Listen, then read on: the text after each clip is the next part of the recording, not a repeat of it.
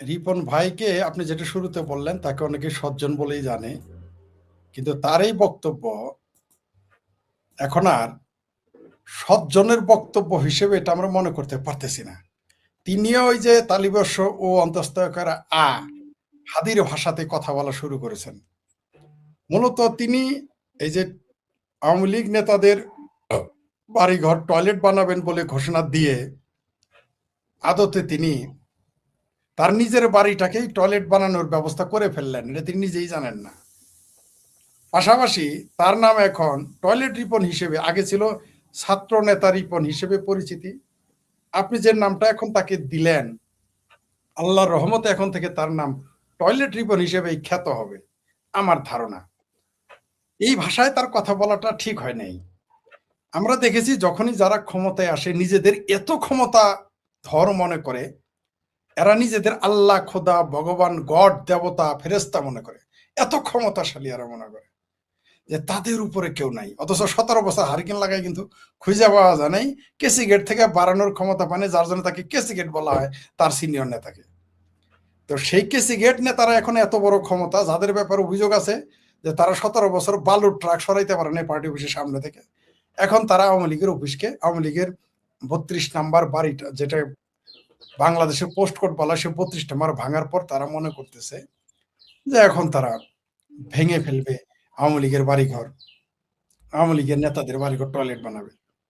মনে হয় যারা বিদেশ থেকে বোধহয় কেবল এইবার প্রথমেই মনে হয় বিদেশ থেকে কোনো কিছু হয়েছে। রিপন ভাই বোধহয় ভুলে গেছেন যে মুজিবনগর সরকার ওটা বিদেশেই ছিল, দেশে ছিল না। আর তারেক রহমানের 17 বছর বিদেশেই ছিল, দেশে ছিল না। তিনি এগুলো ভুলে গেছেন। আসলে এগুলো রাজনৈতিক প্রতিহিংসা এবং রাজনৈতিক যে শিষ্টাচার, এগুলো বহির্ভূত বক্তব্য। তিনি যে কথাটা বললেন, আপনি নিশ্চিত থাকেন বাংলাদেশ আওয়ামী লীগ ক্ষমতায় আসার পরে তার বাড়িকে টয়লেট ঘোষণা করবে এই কথা বলার কারণে। এগুলো এরা চুলকাইয়া ঘাও বানাইতেছে আর কি, আমাদের জামালপুরের ভাষায় বলে খাই যে ঘাও বানানো। এরা খাই যে ঘাও বানাইতেছে, ভালো লাগে না তো, কোনো কাজ নাই তো, কোনো এমপিত্ব পান নাই, মন্ত্রিত্ব পান নাই, কোনো দায়িত্ব পান নাই। এখন তিনি ধরাকে মানে কি বলতেছেন নিজেই জানেন না। এরা ওই সেই আমার ভাবির পোলাদের মতো, উনি তো নাবালক না। আমি ভেবেছিলাম আমার ভাবির পোলারা নাবালক, তাই ওই ধরনের আলতু ফালতু কথা বলে। কিন্তু এখন দেখতেছি আসাদুজ্জামান রিপন ভাইয়ের মতো, জি সালাম নিলাম, জি ধন্যবাদ আপনাকে, যিনি তিনিও এখন সেই হাদি মাদি তালিবর্ষ অন্তস্তকেরা হাদি মাদিদের ভাষাতে কথা বলেন। এটা তার তার সাথে যায় না। তিনি এটা বলে, ওই যে বললাম যে চুলকায় ঘাও বানাইলো, এই ঘাওতে তারই শরীর জ্বলবে। অন্য বিএনপির নেতার বাড়িঘর টয়লেট হবে কিনা জানি না, এই কথা বলার কারণে এই রিপন ভাইয়ের বাসা, তার অফিস টয়লেট হয়ে যেতে পারে। কি দুর্ভাগ্য তার। মানে দেখেন এরা যা বলে, এই যে দেখেন এই কথা এখন তার উপরেই পড়তেছে। ঠিক আজকে রিপন ভাই যে কথাটা বললেন, বিএনপির নেতা, সাবেক ছাত্র নেতা, ছাত্র দল নেতা, তার এই কথাটা তার উপরেই পড়বে, কোনো সন্দেহ নাই। আমি বুঝে উঠতে পারি না রিপন ভাইয়ের বক্তব্য কেন ওই হাদি, তারপর কি মাহফুজ, তারপর আমার ভাবির পোলাদের ভাষায় পাটোয়ারি ফাটোয়ারি, ডারবি মারবি, এদের ভাষায় মাহফুজ কি কি যার নাম ভুলে যায়, কালাবাড়া, ওদের ভাষায় কেন কথা বলে, আমার তো এটা মাথায় ঢুকলো না। তিনি কি রাজনৈতিকভাবে অভিজ্ঞ নন? তিনি কেন ভুলে যান? নাকি তিনিও মনে করতেছেন যে আওয়ামী লীগ আর কোনোদিন ক্ষমতায় আসবে না? যদি যদি রিপন ভাই তা মনে করেন, তাহলে বলবো তিনি বোকার স্বর্গে বাস করতেছেন। তাকে তো নাবালক বলতে পারবো না, আমার ভাবির পোলা বলতে পারবো না, তিনি তো আমারও সিনিয়র। তো বলবো যে তিনি নির্বোধ হয়ে গেছেন, তিনি ভুলে গেছেন, অথবা ক্ষমতা আসার পরে ধরাকে সরাগেন মনে করতেছেন। এটা ঠিক না। এগুলো আমরা দেখেছি, এই সমস্ত লম্বা লম্বা কথা আমরা সব সরকারের আমলে নেতা মন্ত্রীদের বলতে শুনি। এরা পরে এর খুঁজে পাওয়া যাবে না হারিকেন লাগিয়ে একদিন। এই আসাদুজ্জামান রিপনকে একদিন হারিকেন লাগাই খুঁজে পাওয়া যাবে না, অথবা সারা জীবন জেলে পচে মরতে হবে, তার বাড়িঘর টয়লেট হবে, কোনো সন্দেহ নেই। দিন টঙ্গীর ময়দানে রেখে দিতে হবে, কারণ এত জনস্রোত হবে যে তাকে দেখার জন্য এত মানুষ আসবে যে আপনি ঢাকা শহরে জায়গা দিতে পারবেন না এবং জনগণ যাবে না। সারা জীবন কিন্তু শুনেছেন যে নেতা আসে, মিটিং হয়, চলে যায়। এইবার যে শেখ হাসিনার প্রত্যাবর্তন ঘটবে, তিনি চলে যেতে পারবেন না, জনগণও যাবে না। 3 দিন মিনিমাম দেখবেন আপনি।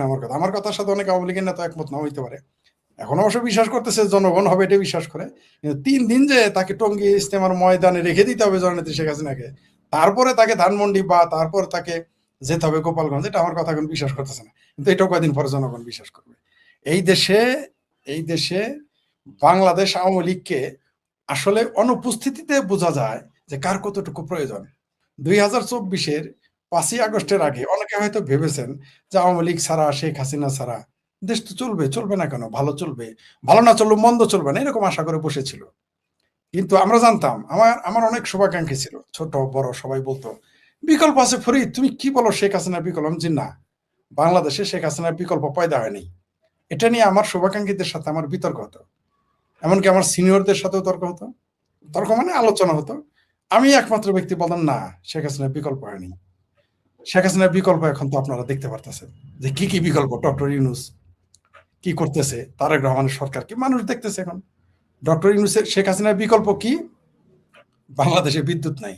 শেখ হাসিনার বিকল্প কি? বাংলাদেশের আইন আদালত ফাংশন করে না। শেখ হাসিনার বিকল্প কি? বাংলাদেশের অর্থনীতির ধ্বংস। শেখ হাসিনার বিকল্প কি? আইএমএফ ভাগছে, আইএমএফ বলছে কোনো ঋণ তারা দিবে না। শেখ হাসিনার বিকল্প কি? না আছে দেশি বিনিয়োগ, না আছে বিদেশি বিনিয়োগ, না আছে জামাতের বিনিয়োগ, কোনো বিনিয়োগ নাই। শেখ হাসিনা ছাড়া, শেখ হাসিনা যে ক্রাইসিস ম্যানেজার, এটা বারবার প্রমাণিত হয়েছে, বারবার। আর আওয়ামী লীগ না থাকলে বাংলাদেশের হাল কি হবে? আমি বলছি না যে আওয়ামী লীগ তুলসী পাতায় ধোয়া, আওয়ামী লীগের 17 বছরে কোনো ভুল হয়নি, এটা আমি বলতেছি না। রাষ্ট্র পরিচালনায় অবশ্যই তাদের ভুল আছে, কিন্তু তাদের অনুপস্থিতিতে প্রমাণ করতেছে এখন যারা আছে তারা যা করে সবই ভুল। তারা দেখাক একটা ভালো কাজ করে। 2024-এর 5ই আগস্টে শেখ হাসিনা হেলিকপ্টার দিয়ে দিল্লিতে পৌঁছার পর, জননেত্রী শেখ হাসিনাকে পৌঁছায় দেওয়ার পর যখন হেলিকপ্টার ফিরে আসে, তখন বাংলাদেশের মানুষ মনে করেছিল শেখ হাসিনার নাম নেওয়ার লোক থাকবে না এই দেশে।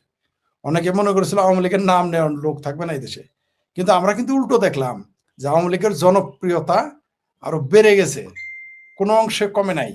এমন না যে এটা আমাকে আওয়ামী লীগের লোক বলছে যে আওয়ামী লীগের জনপ্রিয়তা বেড়েছে। আমি আওয়ামী লীগের কোনো লোকের কথাই নেই না, কারণ আওয়ামী লীগের লোক কথা বলতে যায় তারা পুরনো কাশন দিয়ে আগে অর্ধেক সময় ব্যয় করে এগুলো বলতে গিয়ে, তারপরে তারা অন্য আলোচনা করে এবং তাদের গদ বাঁধা কথা বলে। আমি যারা আওয়ামী লীগ করে না তাদের কাছ থেকে শুনি, অথবা যারা আওয়ামী লীগের সমর্থক, কর্মীও না নেতাও না, আওয়ামী লীগের যারা সমর্থক তাদের ফোন দিই। ফোন দিয়ে আমরা জানি, কি জানি, যে কষায়ের বিক্রি কমে গেছে, চাউলের আড়তের ব্যবসা কমে গেছে, মাছের বাজারে মাছ বেচা কমে গেছে, আপনার টি স্টলের, ফুটপাতের যেগুলো স্ট্রিট টি স্টল আছে সেগুলোর বেচা কেনা কমে গেছে, বইয়ের লাইব্রেরিতে বিক্রি নাই, পুরান ঢাকার বড় ব্যবসায়ী তাদের বিক্রি অর্ধেক, বড় বড় ব্যবসায়ী অন্তত 100 জন ব্যবসায়ীকে আমি ফোন করেছি, তাদের স্টাফ কমিয়ে ফেলেছে।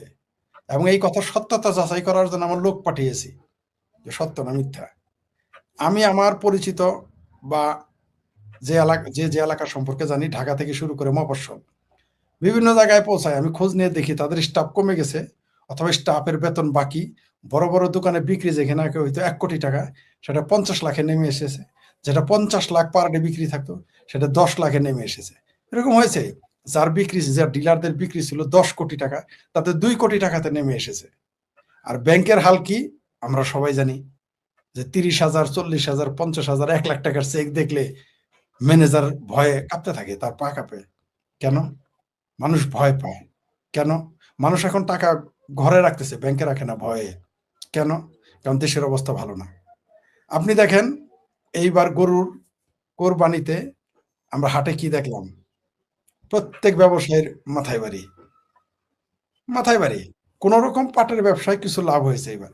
শুধু মানে এই সরকারের প্রকৃতি ২ টা ফেভার করছে। একটা হলো মানে ধানের আবাদটা নষ্ট হয় নাই। এটা কোনো কারণে টিকে গেছে। নইলে দেশে তো দুর্ভিক্ষ এখনই লেগে যেত। এরই ধানের ফসল নষ্ট না হওয়ার জন্য বেঁচে গেছে। কোন রকমে আরকি বেঁচে গেছে। আর আরেকটা হইলো আপনার এই যে 10% বিদ্যুৎ এখন যুক্ত হইল রূপপুরের কারণে। নইলে এই দেশের সরকার এখনই ফল্ট করত। সরকার কোলাপস করবে। মানে একে আপনি আন্দোলন করে তাড়াইতে হবে না। অনেকেই বলে আমাকে, ফরিদ সাহেব আওয়ামী লীগকে নামতে দেয় না দেশে। আরে ভাই, বলে আমি বলেছি, এটা কোনো আওয়ামী লীগ নেতা অস্বীকার করছে এটা সম্ভব না। জগন্নাথগঞ্জ নদীর পারে, জগন্নাথগঞ্জ ঘাট মানে যমুনা নদীর পার, রেল লাইন থাকবে না, শুরু হবে এখান থেকে, হবেই, এটা ঘটবেই 2 দিন আগে আর পরে। বাংলাদেশ আওয়ামী লীগ সরকারি দলের সাথে বিরোধী দলের শক্তিশালী ইতিহাস বলে। এরা এখন এগুলো গল্প করতে পারে। আপনার আমি ৪ দিন আগে বিএনপির এক নেতার সাথে আমার কথা হইল। আমি বললাম, "আপনারা ১৭ বছর অপেক্ষা করেছেন বিএনপি এত বড়, বড় নেতা ক্ষমতা থাকতে, বিদেশি এত শক্তি থাকতে। আপনার কি মনে হয় যে আওয়ামী লীগ ১৭ বছর অপেক্ষা করবে?" তিনি স্বীকার করছেন। কইছে, "না, আওয়ামী লীগ ১৭ বছর অপেক্ষা করার দল না অন্তত।" ফরিদ ছোট ভাই তুমি এটা ঠিক বলেছ। কেন্দ্রীয় নেতা আমাকে এটা বলেছে একজন। বলছে, "তোমার এই কথা মানি অন্তত যে ১৭ বছর আওয়ামী লীগ বসে থাকবে না।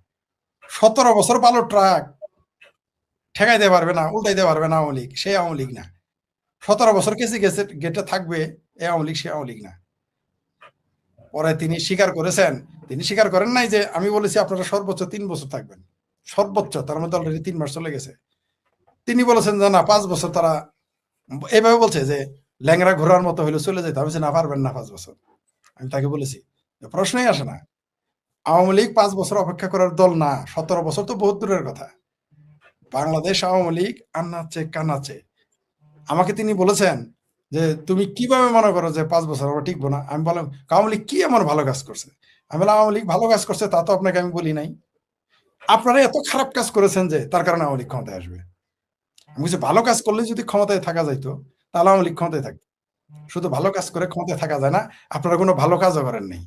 ভালো কাজ করলেই থাকতে পারবেন না। আর সে জায়গায় আপনারা ভালো কাজও করেন নাই। আপনারা এত আকাম-কুকাম করেছেন যে এই দেশের আপনারা আর তারা চাইতে আমি বলেছি যে বাংলাদেশে মুক্তিযুদ্ধকে আক্রমণ করে আপনি যত কথাই বলেন, আপনি যতই মাদ্রাসা দেখেন, যতই মৌলবীদের শক্তি দেখেন, বাংলাদেশে মুক্তিযুদ্ধ বিরোধিতা করে আপনারা টিকে থাকতে পারবেন না।